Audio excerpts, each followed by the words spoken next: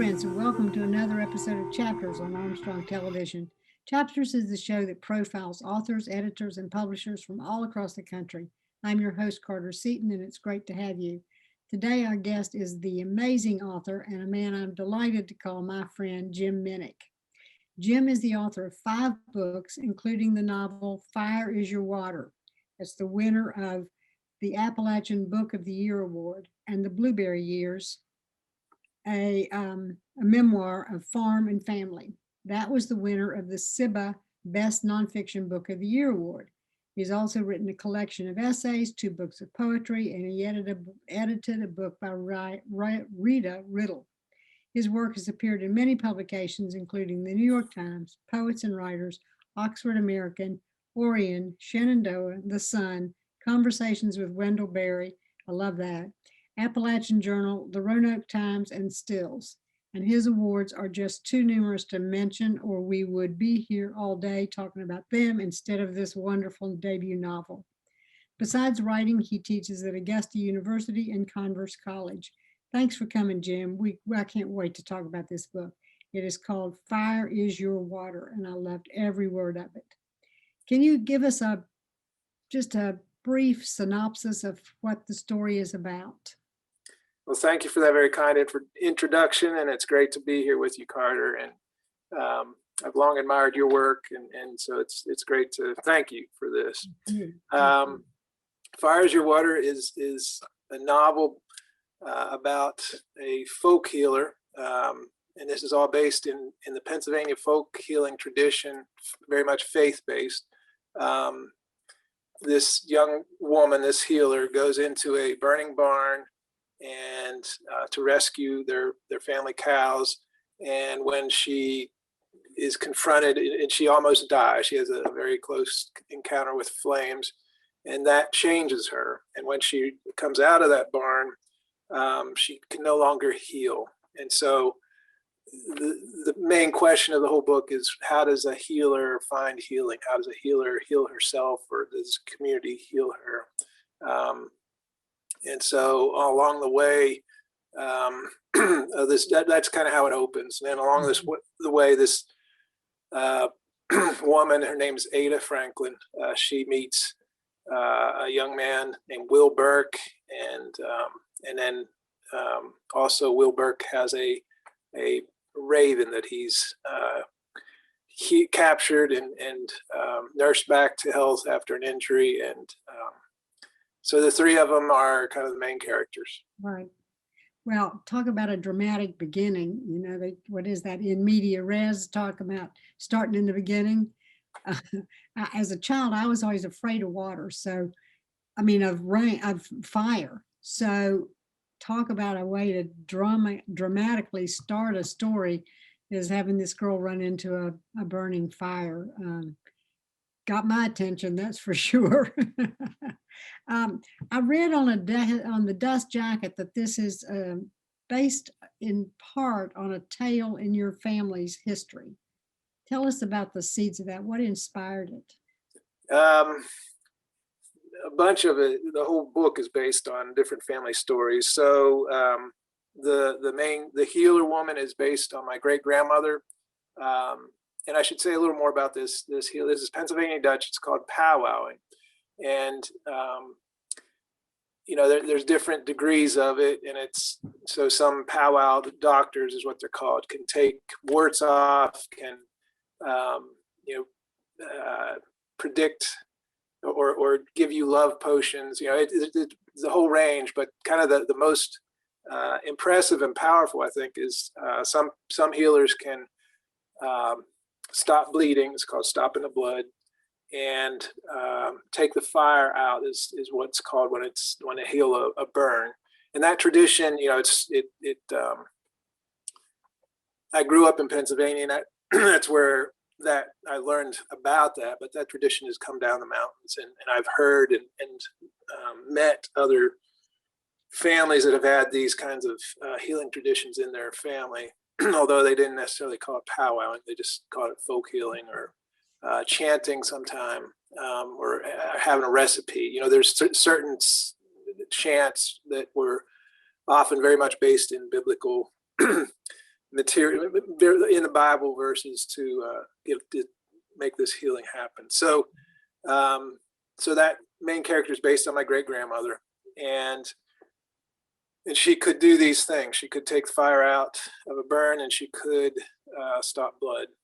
Wow. And so I only knew her. She died when I was 4, so I didn't really know her that well, but I always heard about her. Mm-hmm. And before I was born, in the 1950s, there was we had a family family barn that did burn, and there were 2 women, Ida being the older of them, who went into this barn and rescued the animals. And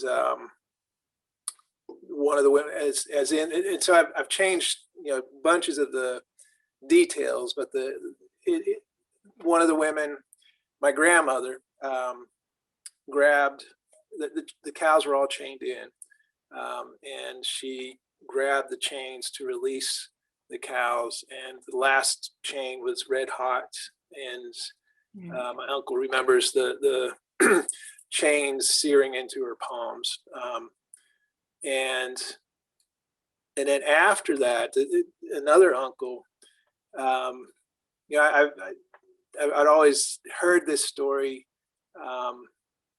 from my father had 3 brothers, so there's 4 boys in this family, and I always kind of heard about this fire and the women going in to save them. The men were away. But one time I asked my uncle, my oldest uncle, Uncle Harry, to tell me this story, and then he ended it kind of as an afterthought. He said, Ida, my great grandmother, didn't heal Sarah's hands. Another relative had to come in and do that, and I asked why, and he didn't know, and that kind of opened up. That was kind of the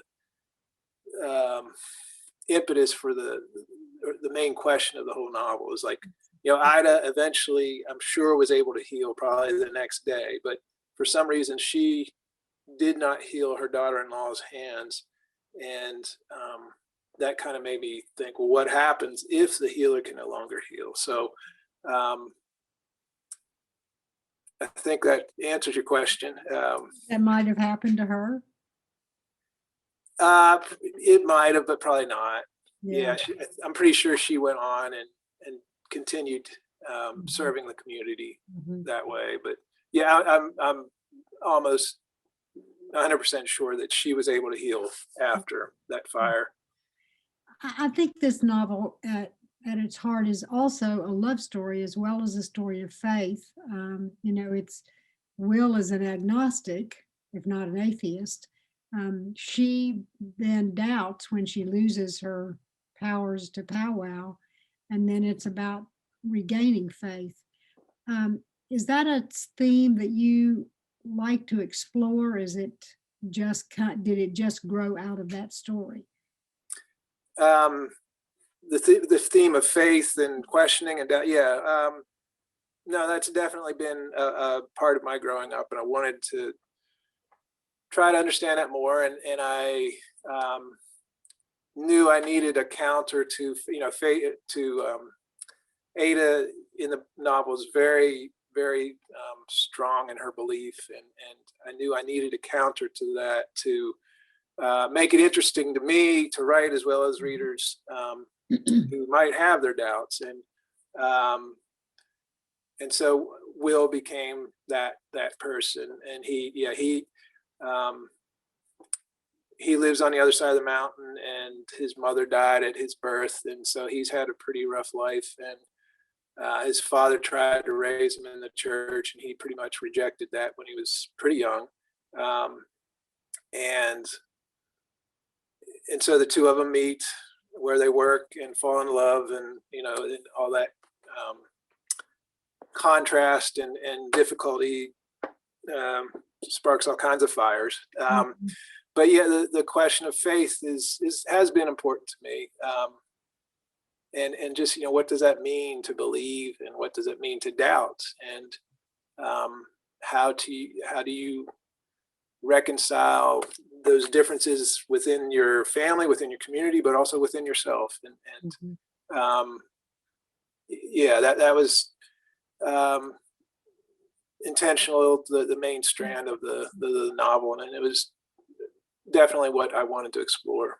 Good. You did a great job of it. Is Will modeled after anybody that you knew? A little bit me, a little bit my father, and a lot of other people. Yeah. Yeah.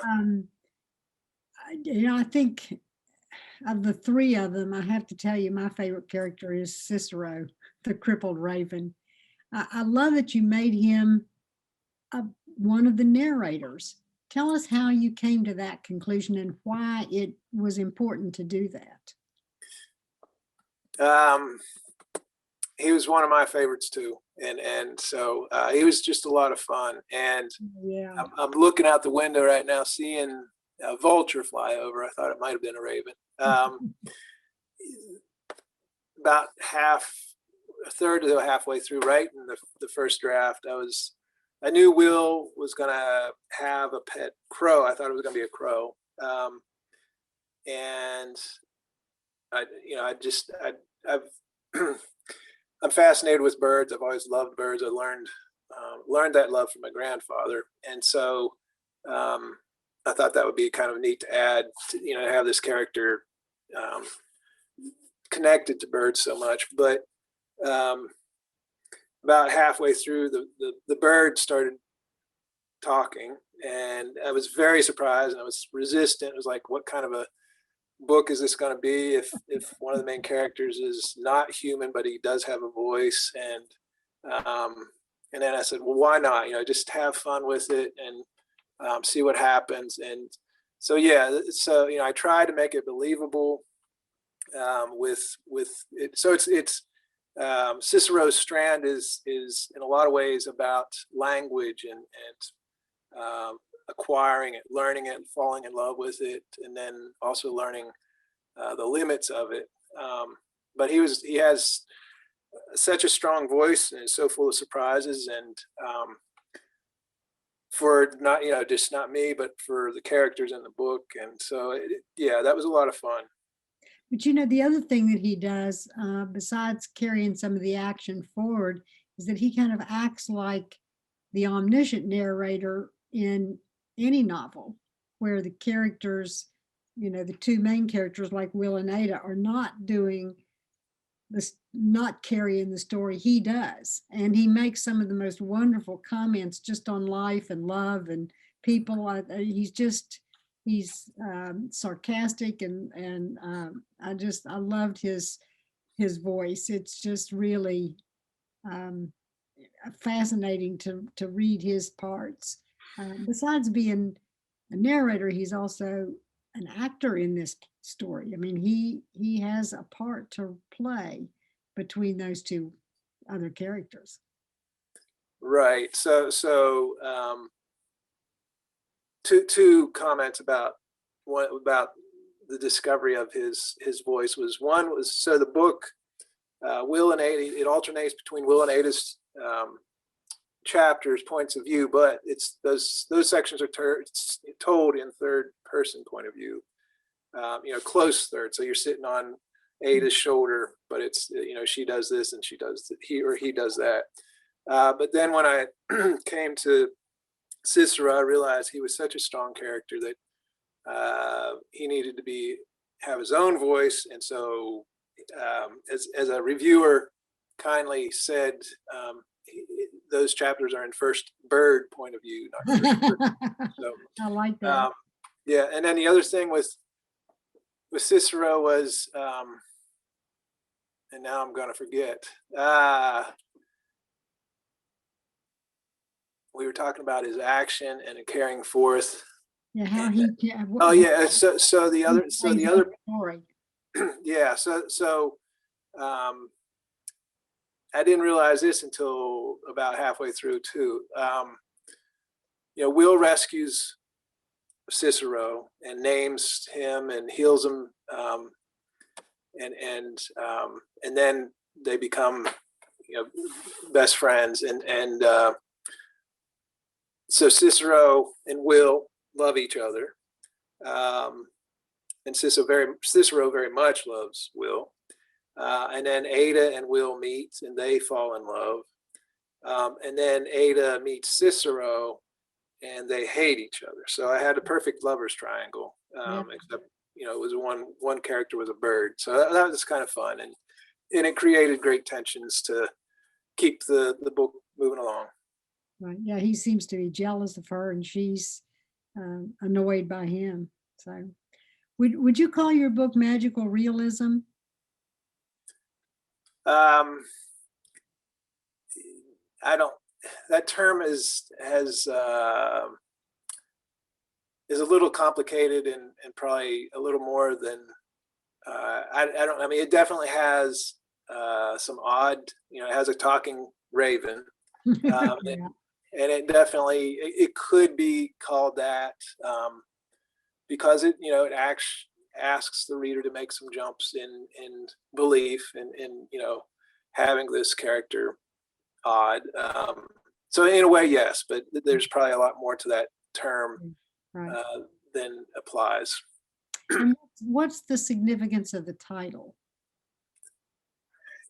So the title comes from a Rumi poem, and the specific line, which is the epigraph to the poem, is if you are a friend of God, fire is your water. And the poem is just, Rumi is so fascinating, and so the poem is, I've probably read it 100 times and I still don't fully understand the poem, but it talks about, if you see water, you should go.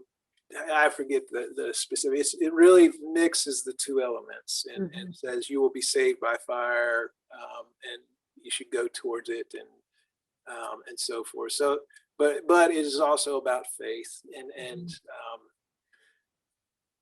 but in his case, it's I think Islamic faith, and so I loved that it brought in another tradition, but also the whole idea of belief and doubt and the elements. I think, and the other thing that Cicero kind of does is bring in the perspective of the natural world, of the world around us, nature, and so I think at a lot of levels there is very little difference between fire and water, and so if we can at some point in our lives understand that magic of or that kind of underlying dynamic of spirit, the spirit is often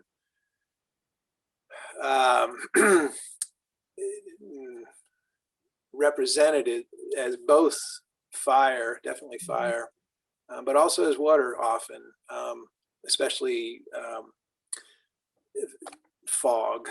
So I think the mixing of those two, I think, is very rich and important. This is your first novel, but you wrote an award-winning memoir about your life on the farm.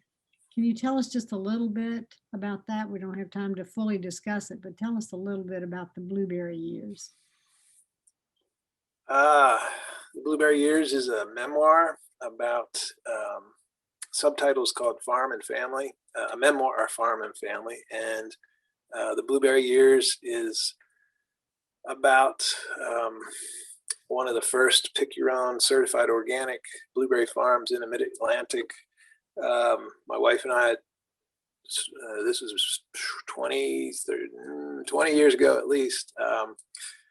The two of us were young and crazy, and we chased this blueberry dream of creating this blueberry farm,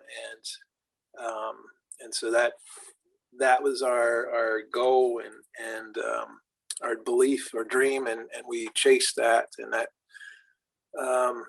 that book follows that dream of creating this homestead of a pick your own farm of blueberries. And but the book also, so the book tells that arc of this young couple chasing this crazy dream, But there's also parts of the memoir that's about everything blueberry. There's these interludes about anything and everything about blueberries. It was kind of fun to research, to tell that story, but also to tell the story of all the pickers who came to our farm to pick. It was a pick your own, but also to tell everything about blueberries, to celebrate blueberries. So, are you still farming? Kind of, yes. Not on that farm, not specifically blueberries. I mean, we have on that farm in the different county, we had 1,000 blueberry bushes, and that was the basis of that business. But now we're on a different farm, and we don't have a blueberry business, but we do have 25 bushes. And so that's a hefty amount. Not for you. Plenty. Yeah. The catalogs, I'll say 3 or 4 bushes should feed a family of 4. And so we planted 25, and there's only 2 of us. And that, yeah, we're thick into the season right now. We've been picking. We have a freezer full of over 60 gallons of blueberries. So, yeah. All right. So, as I said, this is your first novel. Will there be more? And what are you working on now? I'm working on 3 different books, basically. Now that's tough.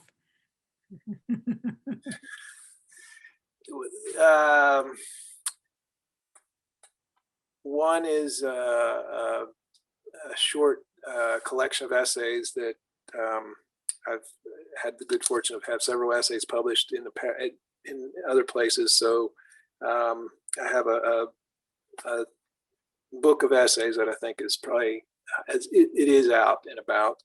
But I've also had in the works a book of poetry that I think I have enough poems for another book of poetry. So that's 2, and then the book I've probably been working on the most is a book of nonfiction about a tornado, and that's probably the biggest project I've been working on for 10 years now, and it finally found an editor. I finally found an agent, and then she finally found an editor. So I'm about to sign a contract for that one to come out, but I'm not done with it. So I gotta work on it some more. Where was the tornado? Say that again. Where was the tornado? It was the worst tornado in Kansas, and so that tornado took place in 1955 in this little town in Kansas. It wiped it out totally. Wow. Yeah. That's that should be very interesting. That reminds me of is Anne Pancake's book about the Buffalo Creek disaster. Right. Yes. Yeah. Yeah, it's a powerful book too. Yeah. Right. You obviously are multi-genred. Do you have a preference for what you write? Probably nonfiction, Really? and poetry. Yeah, I enjoy poetry a lot, and fiction's fun, but it's a lot more difficult than I anticipate. So that was my first novel, and so I learned a lot, and I still have a lot to learn doing that. But I kind of feel the opposite because of all the footnoting and the indexing and so forth for nonfiction. So right, yeah, essays don't take that either, but certainly your book on the tornado will. Right. Yes, and that is not fun. Yeah, the great amount of research in this tornado book has not been fun. It's been, yeah. I like the research part. I just don't like having to document it. Right. Even with novels, as you well know, you do research. Right. But you don't have to do the footnotes and the index and all that sort of thing. Right. Yep. Yeah. let's see. Um, do your essays have a specific theme, the book of essays that you're talking about? Um, yes. um, they primarily deal with how to live uh, how to live with on the land or in a place without how to live on a place sanely, how to find a way to make sense of life without destroying it. So yeah, there's some dog essays, but there's mainly a couple essays about identity and about living on the land. So growing food or hunting. There's an essay about hunting, and there's an essay about chainsaws. That was kind of fun. So yeah. Yeah, you read one of your dog essays. I thought that was wonderful. So do you have a lot of dogs? Is that what prompts that? Yeah. Yep. Dogs are wonderful. Yes. There's a good reason they call them man's best friend. That's right. Yes, indeed. With teaching, I know you must have a full schedule with that and the farm. And how do you fit in your writing? What's your writing routine if you have one? In the summer, it's pretty limited as far as there is so much work to do outside, and so I do most of my writing in the winter, and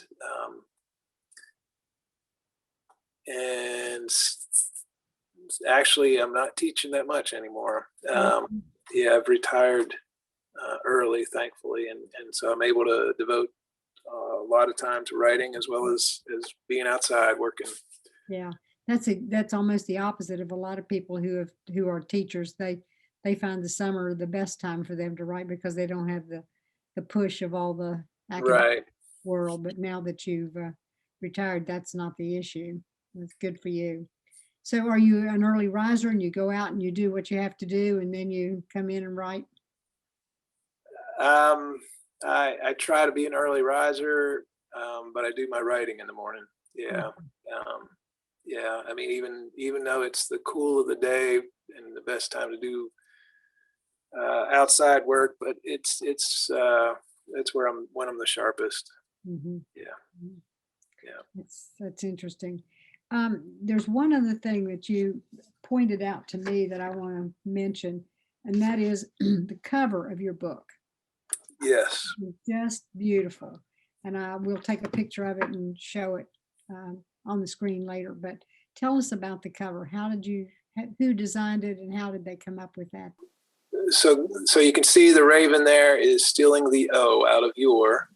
And in writing this book, I didn't know this, and I'm fascinated, and I love words, and so I spent some time in the dictionary, and I learned that the word raven is a verb, and to raven, and we don't know that, we don't think about that, we don't use it, but we do use that in an adjective, and that is ravenous. Right. So to raven is to hunger. So, you're ravenous, you're hungry. And so Cicero is very hungry in the book for many different things. And so like that cover, he takes things that he should not take. And so that was my part of that story. The press was Ohio University Press, and they have a great designer. I think he's moved on, but had a great designer. And he read the book and he got it, and he made that a part of it. And then he went beyond. I mean, the cover itself I love, and but he took it to the next step by so take the show it again and take the cover off. So you should, if you have a hard cover, you should take the jacket off, and so you can see your two, so the U or the O disappears on the front. The raven has taken it, and then turn it over.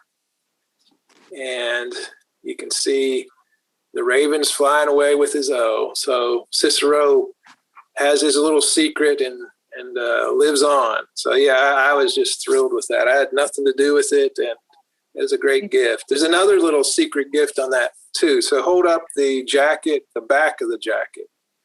I don't know if you saw. So we need to see the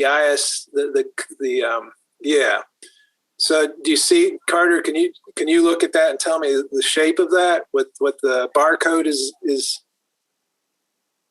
It is not square like it normally is. Right. So the book, a lot of the book takes place on the Pennsylvania Turnpike, and that's that shape. Yeah. Is the keystone, the shape of the Pennsylvania Turnpike. So well, that's marvelous. That's just yes. Well, this has been a wonderful conversation, and I thank you so very much. To get Jim Minick's book, I know you can order them from Amazon, from bookshop.org, which supports independent bookstores. You can ask your local bookstore for it, or I'm sure you can go to Jim Minick's website and order it there.